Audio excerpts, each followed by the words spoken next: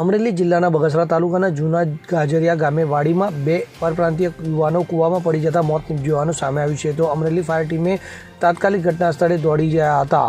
તો બગસરા તાલુકાના જૂના ગાજરિયા ગામે ખેડૂત હંસરાજ કોલેડિયાની વાડીના કૂવામાં બે વ્યક્તિ પડી જવા પામી હતી. તો અમરેલી ફાયર ઓફિસર HP સરતેજાની આગેવાની હેઠળ ફાયર ટીમ ઘટના સ્થળે દોડી ગઈ હતી. તો ફાયર ટીમની ઘટના સ્થળ પર પહોંચીને 1 કલાકની જહેમત બાદ બંને વ્યક્તિઓનું રેસ્ક્યુ કરી બહાર કાઢવામાં આવ્યા હતા. જે બાદ બંને વ્યક્તિના મૃતદેહને PM માટે બગસરાની સરકારી હોસ્પિટલ ખાતે ખસેડવામાં આવ્યા હતા. ત્યારે આ મૃતકોમાં ગૌતમભાઈ શંકરભાઈ નાગજીભાઈ પારણા અને રત્ના કલ્યાણભાઈ પારણા નામના પરપ્રાંતીય મજૂર યુવતીઓના મોત નીપજ્યા હતા.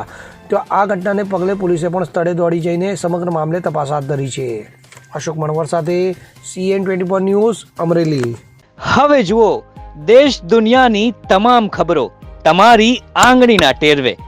ઉઠાવો મોબાઈલ અને Google Play Store પરથી ડાઉનલોડ કરો અમારી CN24 ન્યૂઝ મોબાઈલ એપ.